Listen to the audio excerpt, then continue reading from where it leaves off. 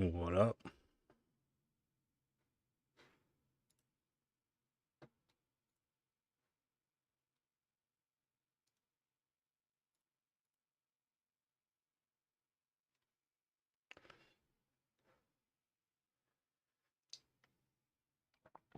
Alright, just gonna let things do its thing here. We're gonna wait for some people to join up.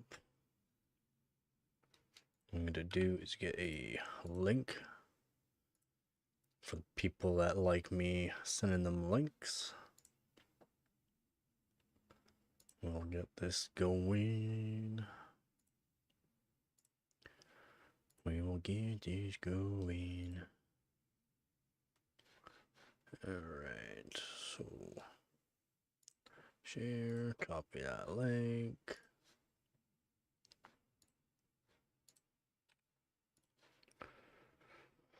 Alright.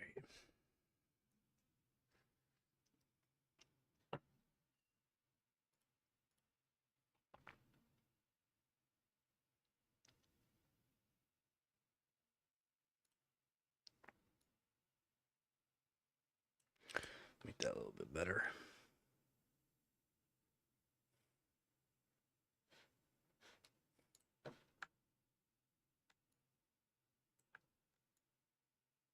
There we go.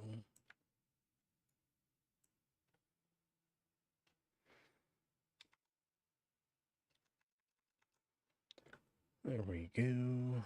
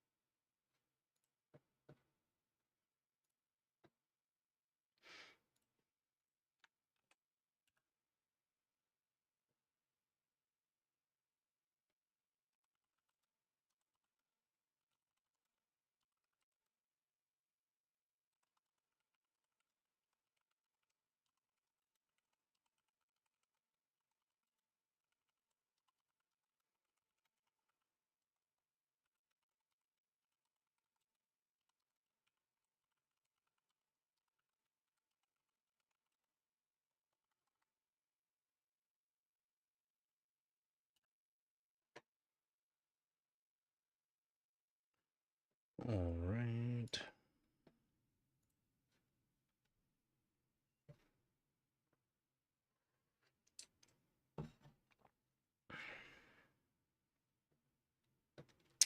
Should be good like that.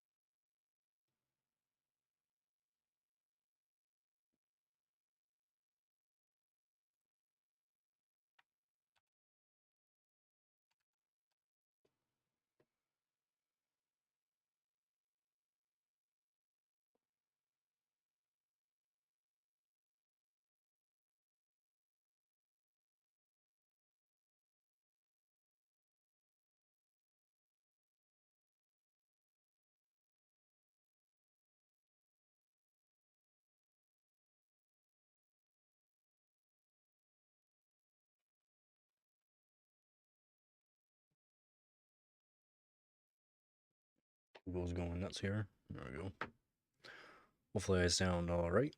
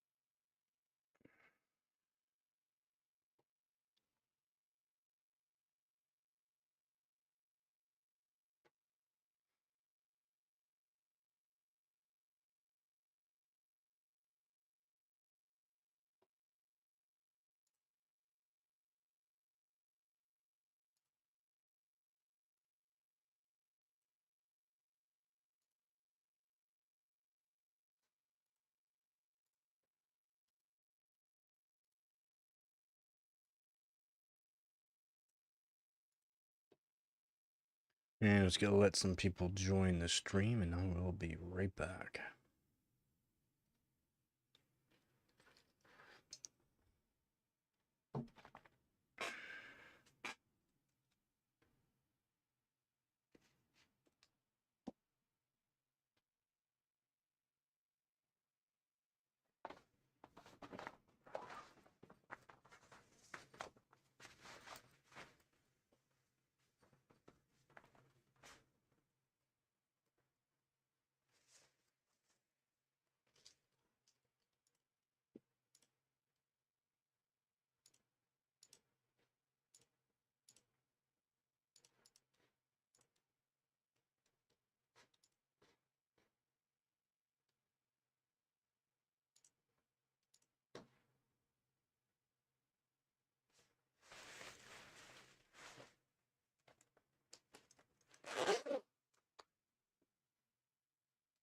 Jensen Huang quipped that if you bought an RTX 4090, that was probably the best investment you could make.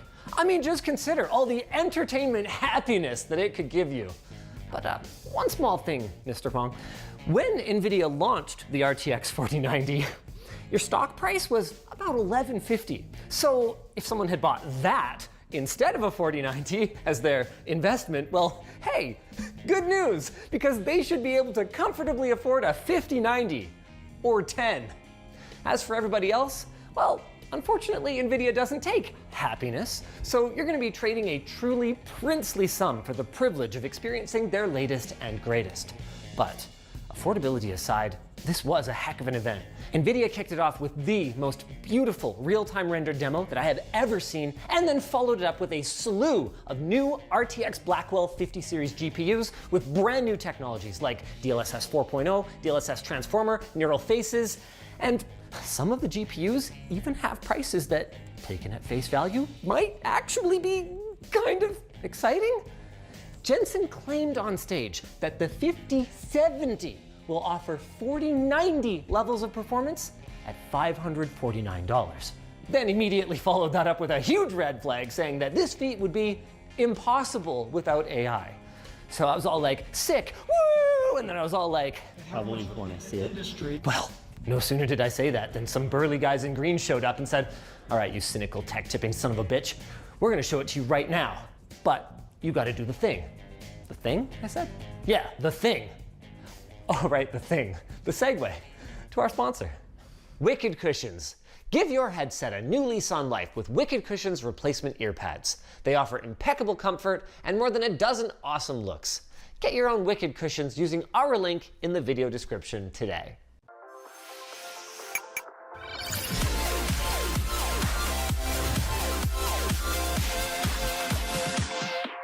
We'll get to some of the AI and data center stuff from the keynote, but first, I want to talk GeForce. And right now, we are behind the scenes getting the first ever hands-on with the RTX 5090. Well, we aren't yet. Now we are. They didn't tell me I could touch it, but they can't stop me. They're way over there. Before we go deeper, there are a couple of things that stood out immediately from their sizzle video for this thing. I mean, yeah, there's the incredibly compact PCB with the state-of-the-art power delivery that enables a sick dual fan, dual slot cooler with pass-through for both of the fans.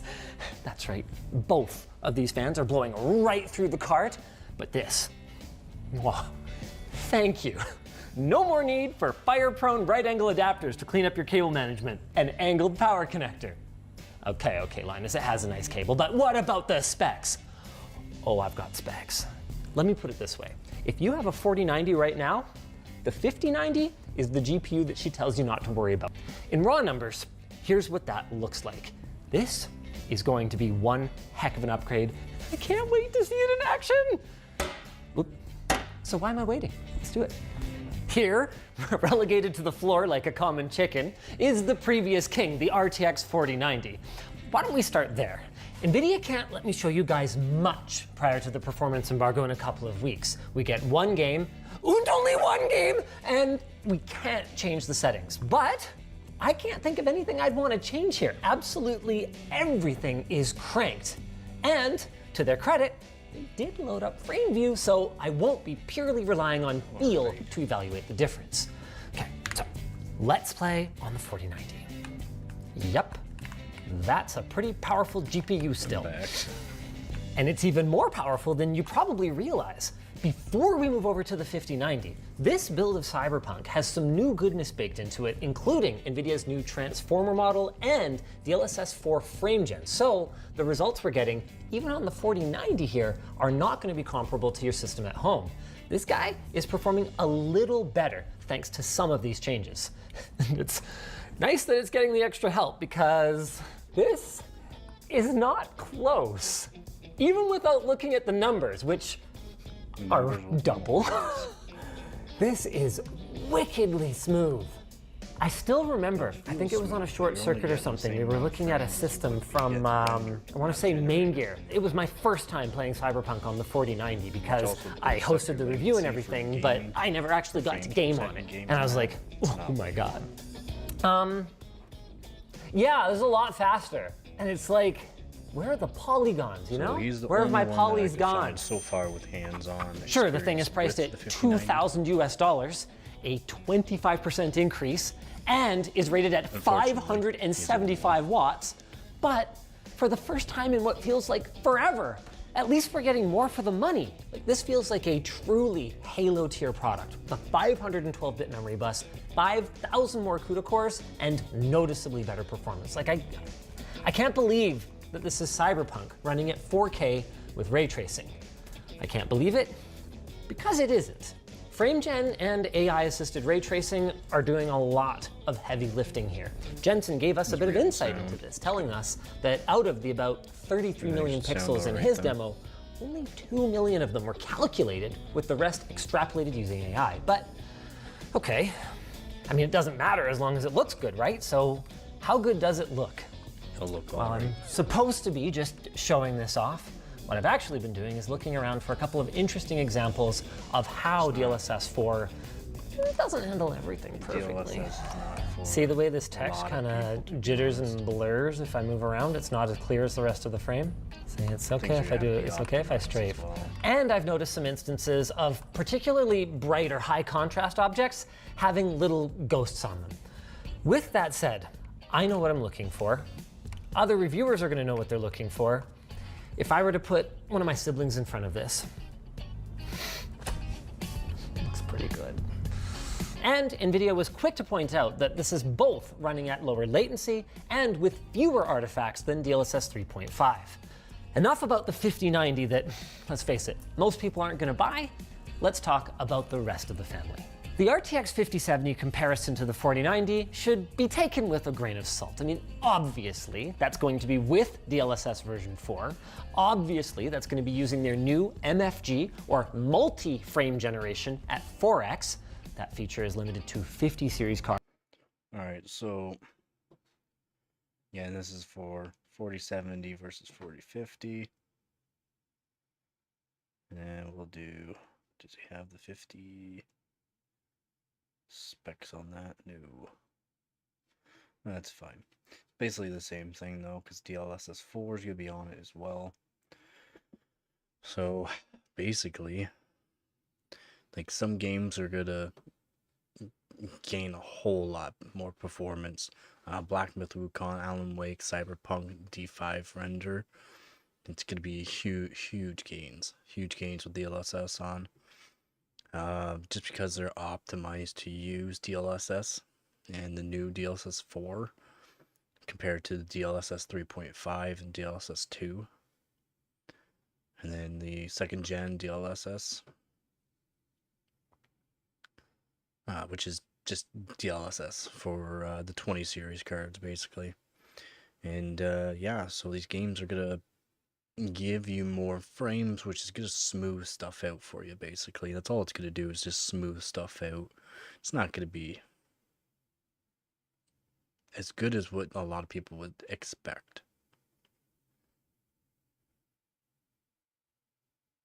And as you can read down here, 2560 by 1440 max settings, DLSS SR quality, and DLSS RR on 40 series, 50 series, FG on 40 series, MFG, which is 4 times mode on 50 series.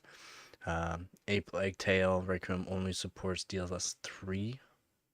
CPU is 9800X3D for games and 14900K for apps. So cards and is you also powered have by to keep that in AI. mind. And obviously, the situation might change depending on the resolution you're running. I mean, 4K needs a fair bit of VRAM. So can a few hundred more CUDA cores net such a wild performance boost? The amount of CUDA cores is crazy amount of CUDA cores, from like the 16,000 CUDA cores on the 4090 versus 21,000 CUDA cores on the 5090, which is a lot more performance. Especially with so much less VRAM, it's a bold claim. But with this mix of next-gen CUDA, Tensor, and RT cores, along with GDDR7, it could very well achieve it, at least in some titles. And if it looks anywhere near as good as this does, while costing less than half of what the 4090 did at launch, well, I certainly wish that it had 16 gigs of RAM, but even without it, they are going to sell a lot of these. Not to me, you might say. I want 16 gigs of VRAM. Well, then you are going to need to take another step up to the 5070 Ti or another step to the RTX 5080. And about these. If prices had stayed the same, I'd probably be pretty pissed off right now. But the 270 class cards they showed today are $50 less than last gen. And I don't know if that's because of competition, but hey, progress. And it actually gets better. The RTX 5080, with all the other bells and whistles that we've mentioned so far, and sporting an additional 1,000 CUDA cores compared to its predecessor, is set at just $999. I say just. I know $1,000 is still really expensive, but that is down $200 from the RTX 4080, or about 16%. It's got next-gen everything, 1,000 more CUDA cores, more than double the AI tops, and more memory bandwidth, meaning it should deliver legitimately flagship class performance at that price, even if there does exist an even higher end card for the mega ballers out there.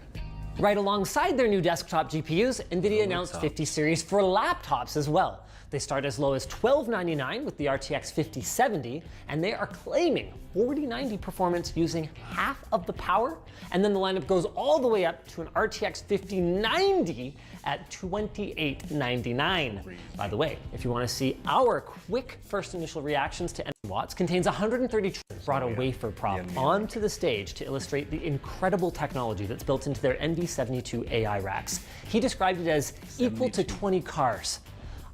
72. They're saying it weighs like 1.2 tons or something like that. Crazy amount of weight in this. 72 GPUs linked together. And then they also got the Grace Blackwell CPU. Understand the physical world. There are 3 levels of models, and they're all openly licensed and available on GitHub. Nano, Super, and Ultra. You guessed it, and their robotic partners, which they got a lot.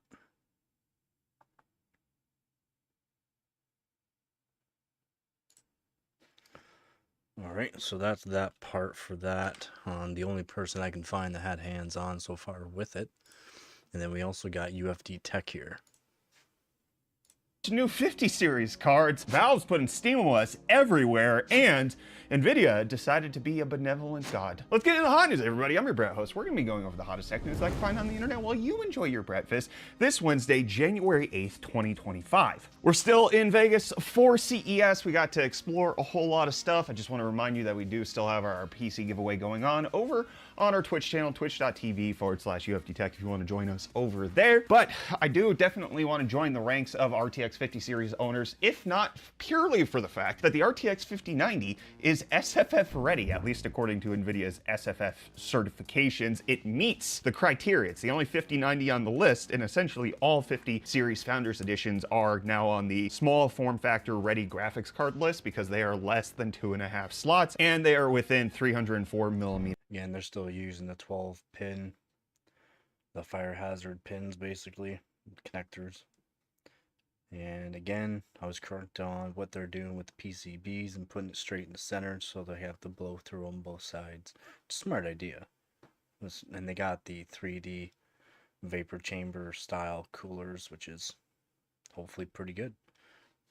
Meters of light. So the 2-slot RTX 5090 continues to be a wonder. We're going to discuss a little bit later in Hot News a little bit about how they achieved the 2-slot. They did reveal some details, but other third-party companies releasing all of their various accoutrements with their GPUs. They're going to be massive. The third-party cards appear to be 3.5, 4 slots for the 5080 and the 5090. You have companies like Asus announcing an entire new product line of Astral GPUs, which is supposed to be like the high-end version. It's going to have 4 fans, 3 on the bottom, 1 on the back. And they're also additionally going to have a liquid cool version, which is reminiscent of their Matrix card that they had that was limited edition for the 4090, but now should be more of a regular appearance for the 50 series. And then you have MSI, who showed off some of their cards, accidentally being wrong about the specs on the RTX 5080. They oops-a-daisily showed an RTX 5080 box with 24 gigabytes of VRAM. That's not a thing, so it's actually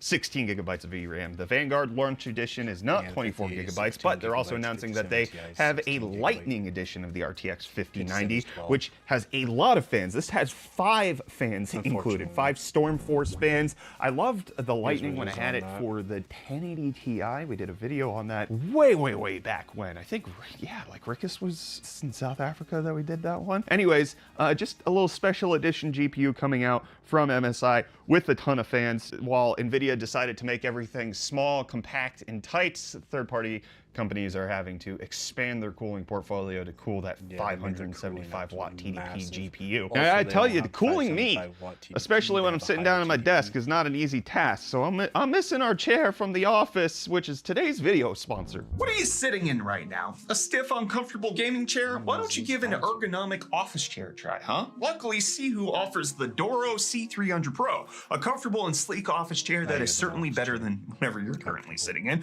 Sweaty. We now know some more details about how the RTX 5090 Founders Edition is going to be able to breathe, and part of that is because it's using liquid metal thermal paste on its GPU, which helps to more effectively dissipate the heat. We're starting to see this pop up more and more in various different consumer electronics. Asus has put it in their laptops for quite some time now. You had companies like Sony putting in the PlayStation 5 and the PlayStation 5 Pro, and now you have NVIDIA leveraging that for the cooling on their RTX 5090 to make sure and the 5090D is just going to be for China.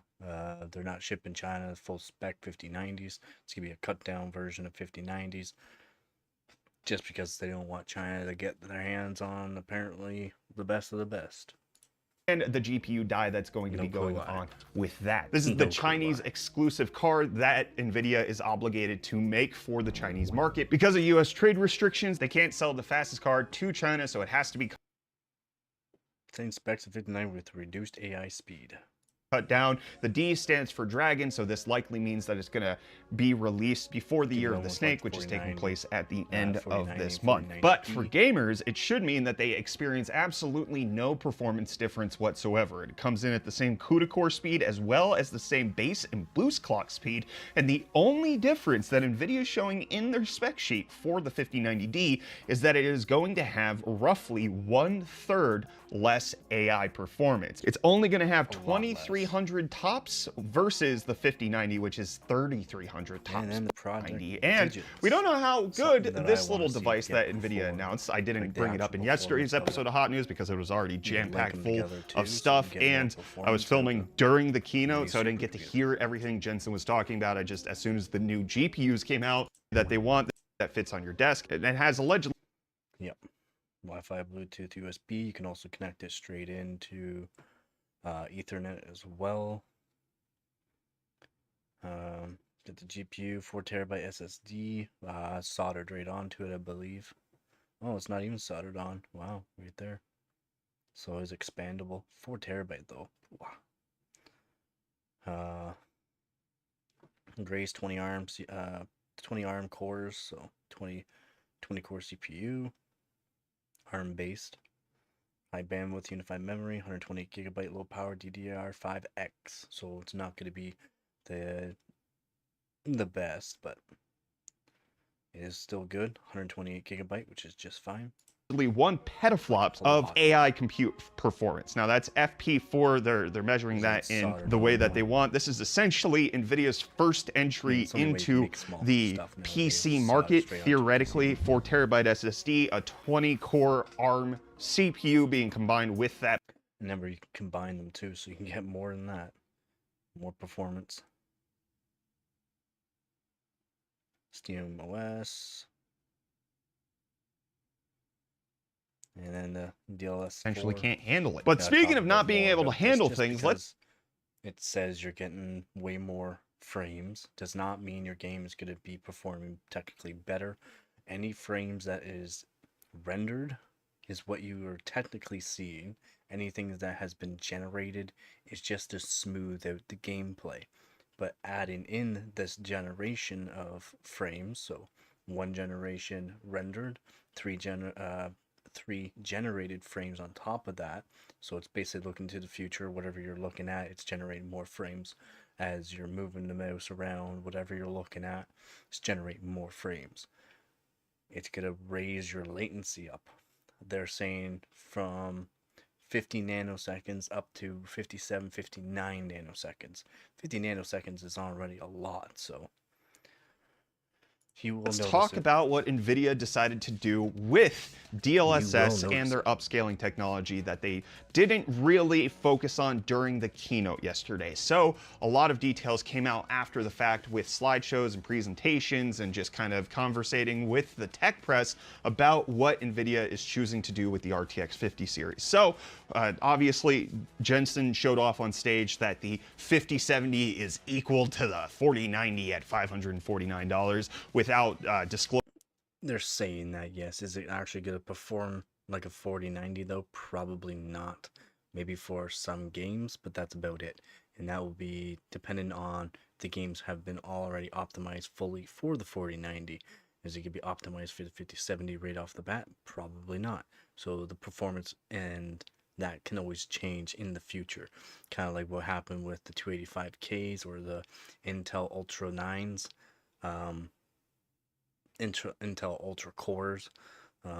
They changed it so that way it has like 15 to 20% increase now of performance compared to when it was launched. So the 200 series is already a lot better compared to what it was before. So yeah, Disclosing how that's even possible, but it's likely due to the use of DLSS 4 and the fact that it actually can generate 2 extra frames on top of the current frame. Yeah, so look at the latency. PC latency 65, and then they're saying it's gonna lower the latency with this, but Frame generation that is currently available. So NVIDIA is calling it multi-frame generation. So for every 4 frames you're rendering in a game, 1 of them is real, and then 3 of them are being neural rendered by the tensor cores that is on the GPU. With NVIDIA saying that it can render up to 8 times higher performance in games like Cyberpunk 2077. 8 times higher. Now, obviously, there's the discussion of fake frames and is this good enough, etc. But there have been some technical deep dives that I want to talk about in a second, because you would think if they're generating extra frames, this is going to increase the latency by quite a bit, especially because one of the main criticisms that I've had, as well as other gamers have had with the frame generation, is that yes, technically your frame rate is higher. Yeah. That comes at a cost of the game being less responsive, even.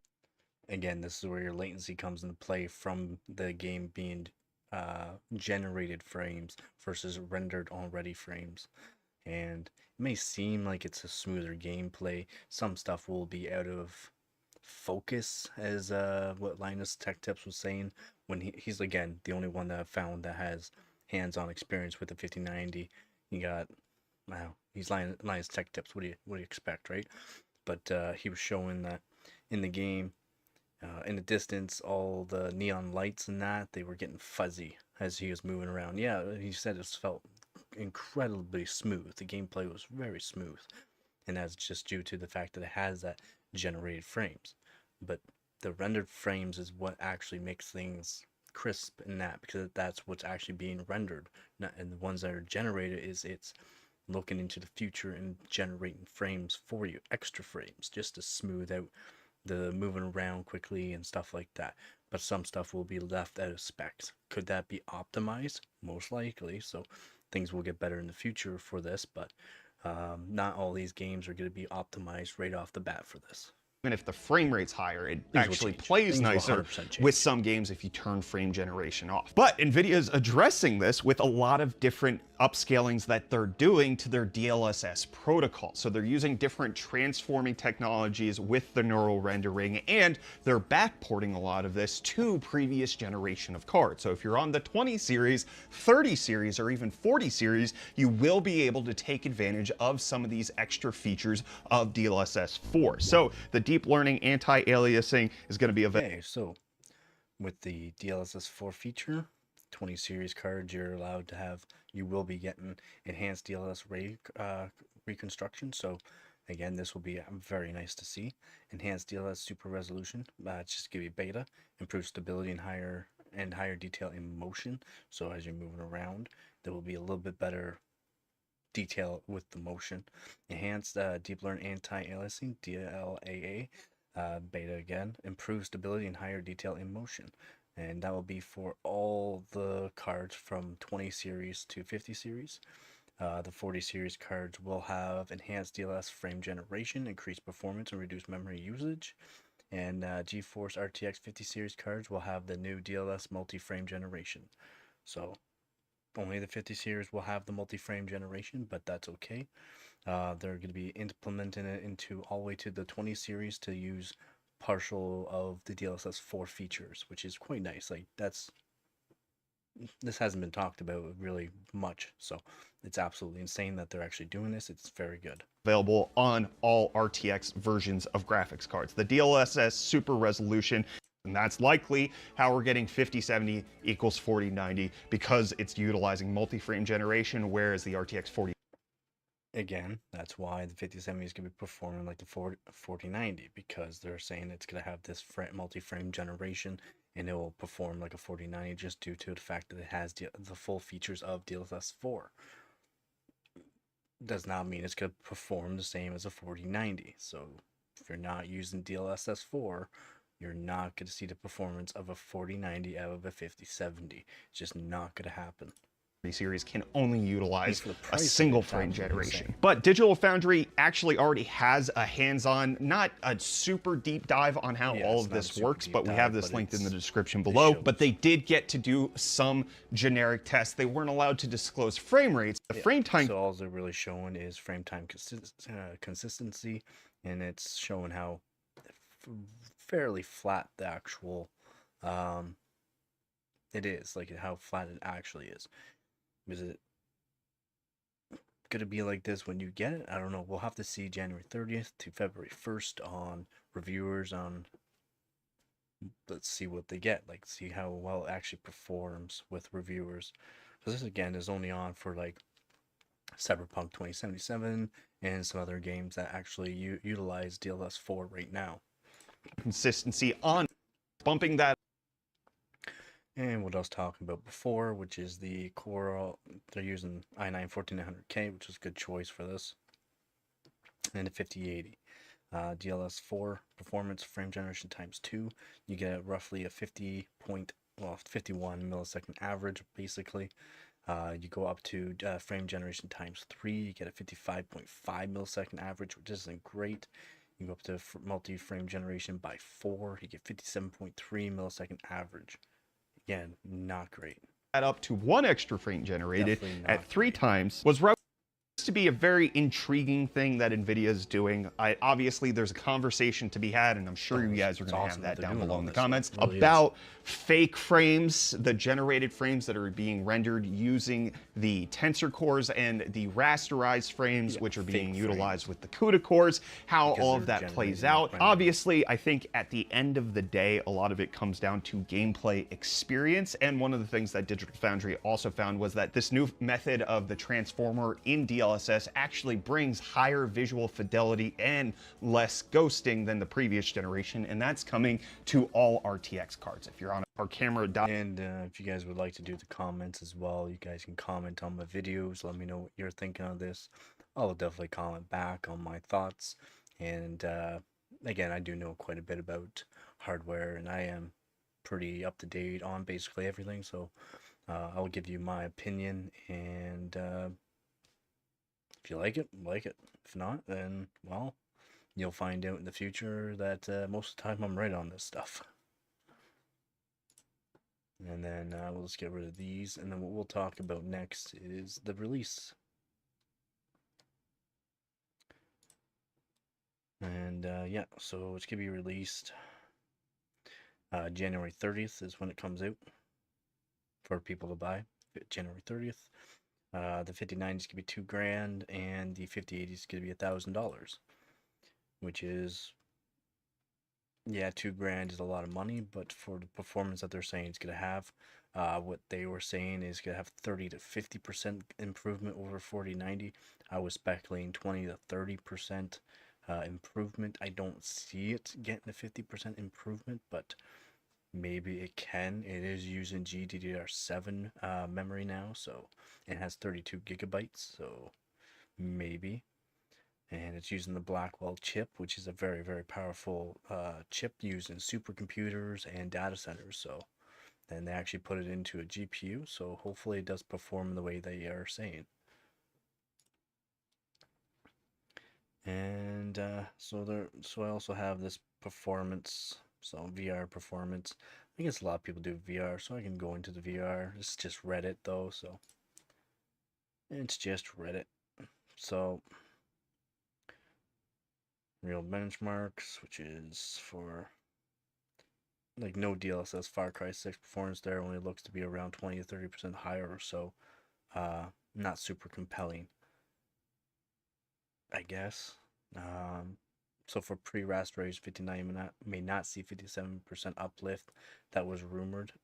2K for 25% more VR performance may be a tough pill to swallow unless you're coming from 3000 or lower series card. 50 to 7% uplift is, how is that not good? Like that's a big uplift. Even a 30% in my opinion is a fairly high uplift. That's for VR. For games though, it's gonna depend on the game, of course. Yeah. So I've already gone through a bunch of stuff for this, so like a few things on this. So if anyone has any kind of comments, let me know in the comment section below. I'll answer whatever I can. If you do like these kind of streams, let me know. I try to go over, see what, if there is any leaks. There was no leaks for the 50, like the 50 series, new AMD stuff. There was no actual leaks for this kind of stuff. Only leak that I could find was the 9950X, and I did a video back about that as well. I'm very up to date on that kind of stuff, so I always try to find any leaks if there is any. There wasn't anything, nothing to talk about, just speculation basically by everybody. So yeah, if you like this kind of video, subscribe. Yeah, definitely subscribe. Subscribe for some more content like this. Coming up with more videos here soon about overclocking DDR5 and overclocking GPUs for getting people ready for summer. If you'd like to see how to overclock a 13900K just for 8 performance cores for gaming, let me know. I generally do 8 cores only for performance cores for gaming, as that's basically the best you can really do. If you do all 24 cores on these CPUs, it's not going to perform the same as an 8 core. Not a lot of games will utilize the appropriate cores, and that's more or less I do believe with Windows. Windows always had an issue with that. More cores isn't always better for games. For simulations and stuff, then yeah. But yep, that's gonna be the end of this stream. It's gonna be a short stream. If you like this content, subscribe, like the video if you like the video, and yeah, don't forget to comment down below. As always, don't forget to get her done.